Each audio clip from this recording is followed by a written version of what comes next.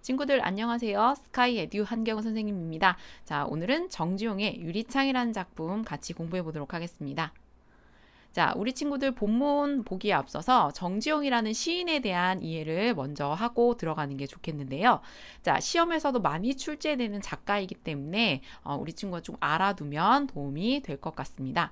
자, 정지용은 1920년대 후반에 모더니즘의 방법으로 모더니즘을 창시했던 사람이다 라고 보시면 됩니다. 자, 이 모더니즘이라는 건 어떻게 시를 썼던 거냐면 추상적인 어떤 개념에 대해서, 즉 이제 시에서 말하는 정서겠죠.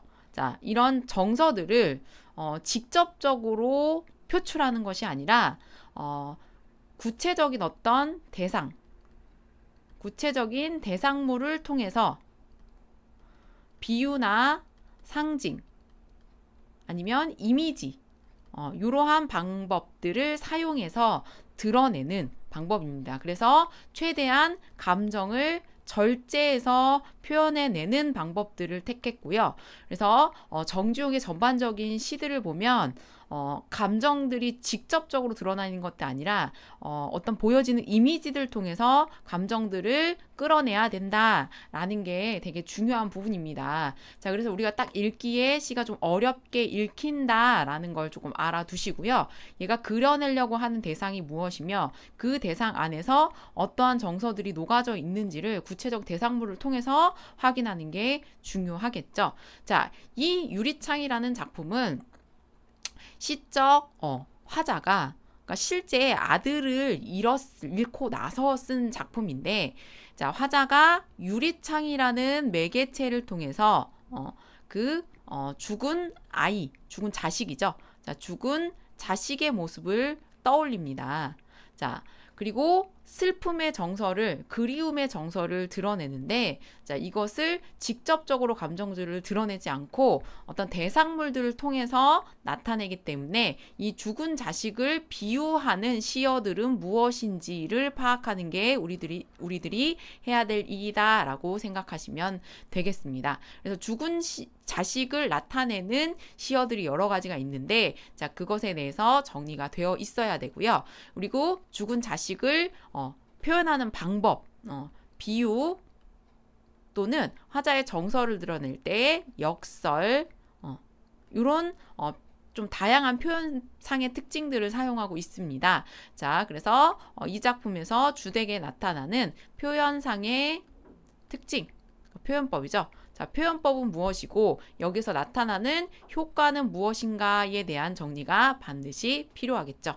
자, 그리고 직접적으로 드러나진 않지만 간접적으로 드러나는 화자의 정서는 무엇인지를 반드시 끌어내야 되겠죠. 자, 그리고 더불어서 여기서 사용하고 있는 시어의 의미가 무엇인지 마무리로 정리를 하도록 하겠습니다. 자, 그러면 본문 들어가서 조금 더 자세하게 살펴볼게요. 자, 유리에 차고 슬픈 것이 어린다. 자, 깜깜한 밤에 별이 떠 있는 이런 밤에 유리창을 통해서 지금 화자는 죽은 자식을 떠올립니다. 그리고 이 유리창을 통해서 죽은 자식의 모습을 보게 되는데요. 자, 여기 보시면 유리에 차고 슬픈 것이 어른거린다. 자, 이 차고 슬픈 것이라는 것은 유리창에 기대어서 있으면 가까이 있으면 입김이 생기잖아. 그 입김 자국을 이야기하고요. 이것은 즉 죽은 아이를 비유하는 표현입니다. 그래서 여기서 차고 슬픈 것이라는 것은 즉 죽은 아이를 그러니까 자신의 아들이죠. 자, 죽은 아이를 나타냅니다. 자, 여기 유리의 기능에 대해서 좀 살펴볼 필요가 있는데요. 자, 이 유리를 통해서 자식을 바라볼 수 있다라는 부분에서는 연결해주는 매개체로도 기능을 갖고 있고요. 근데 유리창은 볼 수는 있지만 만질 수는 없어. 그리고 만날 수 없는 단절을 또 느끼게 할 수 있는 소재이다. 그래서 연결을 해주는 매개체이자 단절을 느끼게 하는 매개체라는 부분에서 중요한 의미를 갖고 있는 소재이기 때문에 우리 친구들이 반드시 정리해 두셔야 되겠죠. 자, 유리에 차고 슬픈 것이 어른거린다. 자, 자기의 입김을 통해서 만들어진 그 입김이 마치 자기의 아이처럼 보인 거죠. 자, 열없이 붙어서서 맥없이 붙어서서 자, 유리창에 기대어 서 있는 화자의 모습을 상상하시면 될 것 같아요.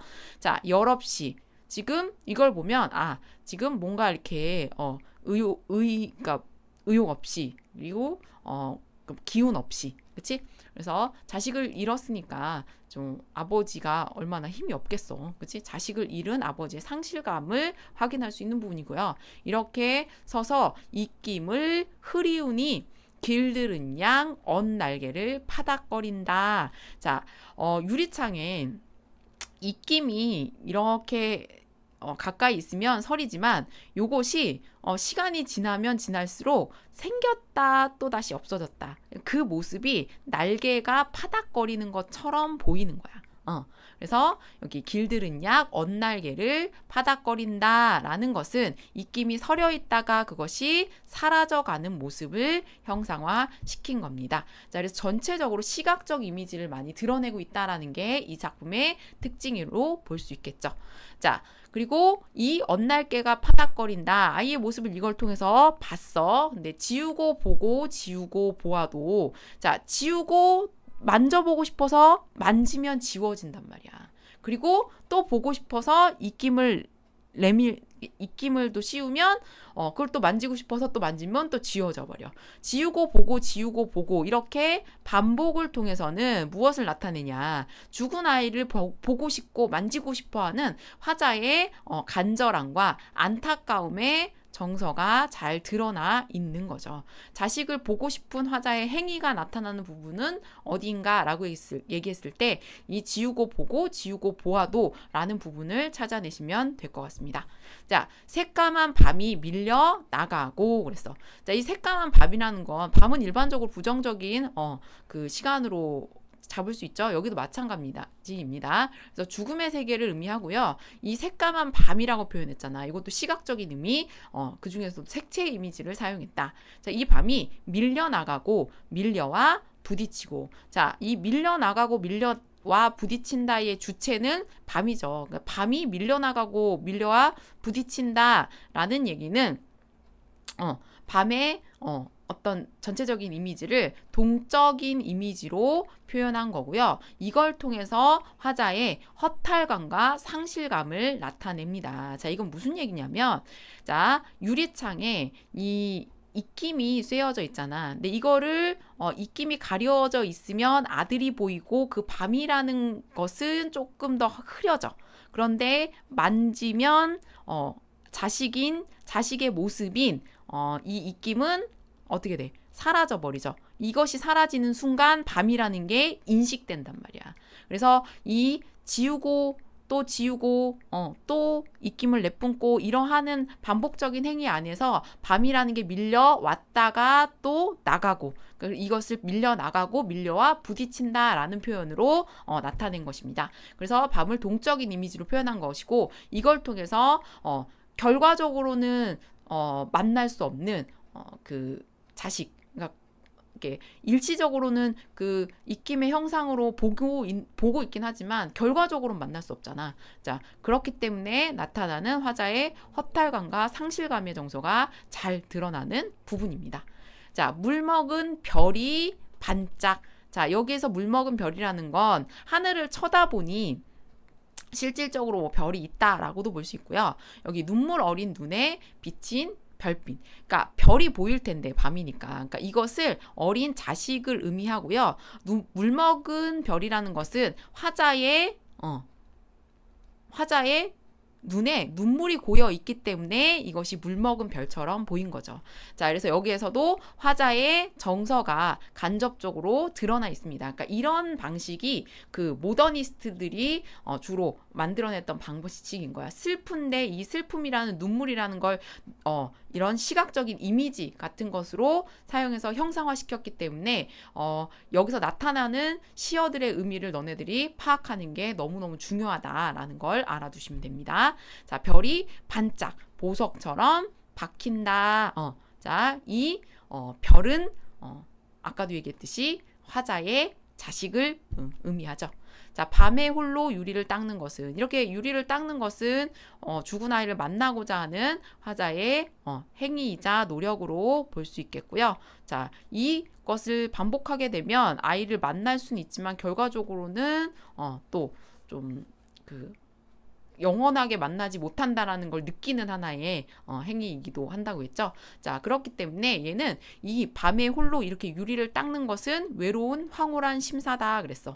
자, 유리를 닦고 자식을 익힘의 모습을 통해서라마 보는 것은 너무나 기쁜 일이지만 근데 영원히 만날 수 없다라는 걸 오히려 인식하는 공간이기도 하단 말이야. 그래서 외롭지만 또 황홀하다, 이런 두 가지의 정서가 같이 나타나죠. 자, 이렇게 상반된 정서가 같이 나와서 그 화자의 정서를 강조하는 표현을 역설적인 표현이라고 하죠. 그래서 역설적인 표현을 나타내고 있고, 그러니까 이것을 통해서 자식의 죽음으로 인해 외로움과 아이의 영상을 보는 황홀감에 대해서 화자가 잘 나타내고 있는 부분이라고 보시면 되겠습니다.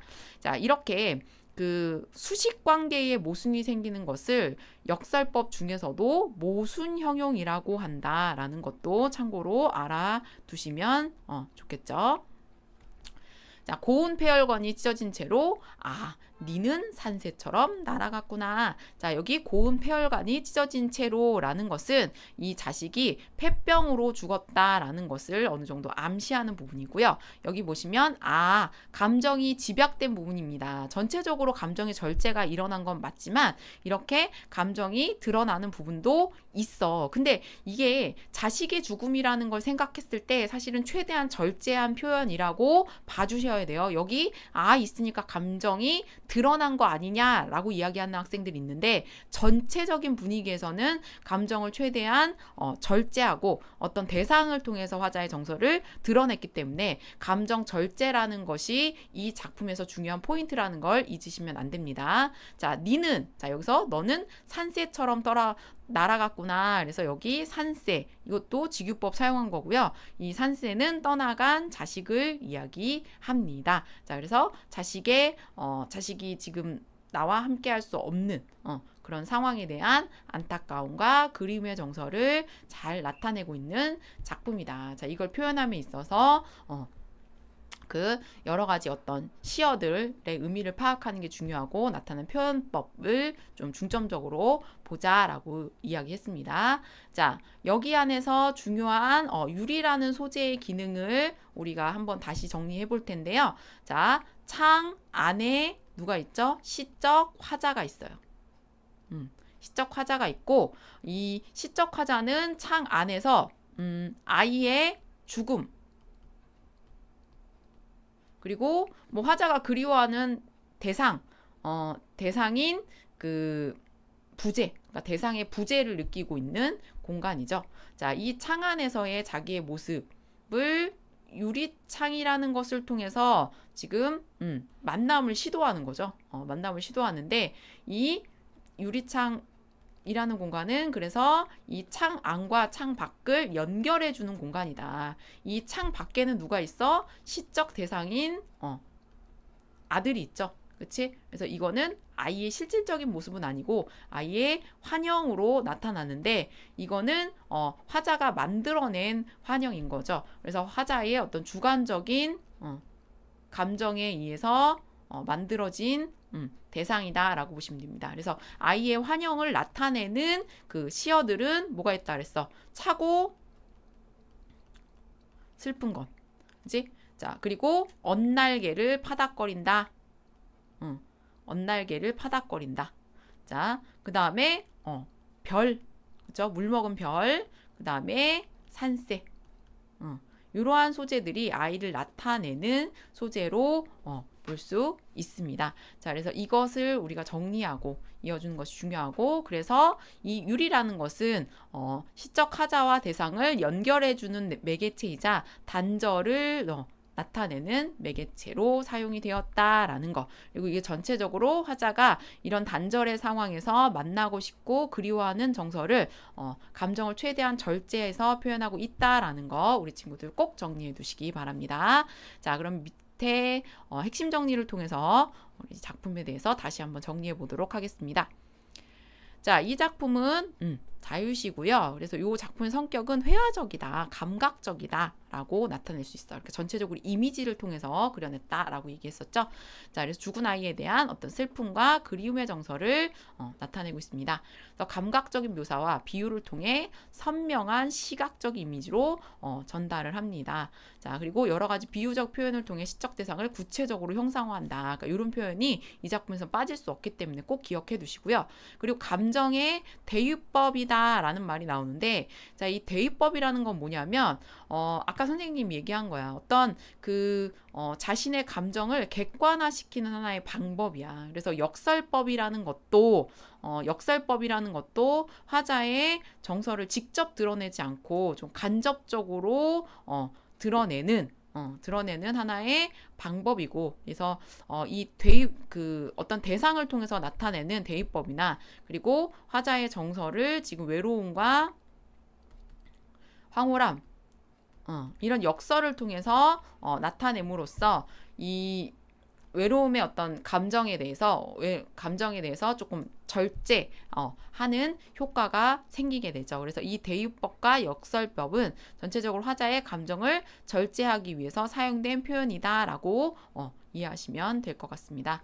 자, 그리고 모순어법, 이거는 즉 뭘 얘기해? 역설법을 얘기하죠. 역설법을 사용하여서 시의 어떤 함축적인 의미, 함축성을 높이는 효과를 갖고 있다라는 게 이 작품의 특징이라고 볼 수 있겠습니다. 그래서 전체적으로 감정절제라는 단어를 확인하고 알고 있는 게 중요하겠죠. 자, 그럼 이제 문제를 통해서 우리 확인해 보도록 할게요. 자, 부재하는 대상에 대한 슬픔을 드러내고 있다. 자, 맞죠? 아이의 죽음이죠.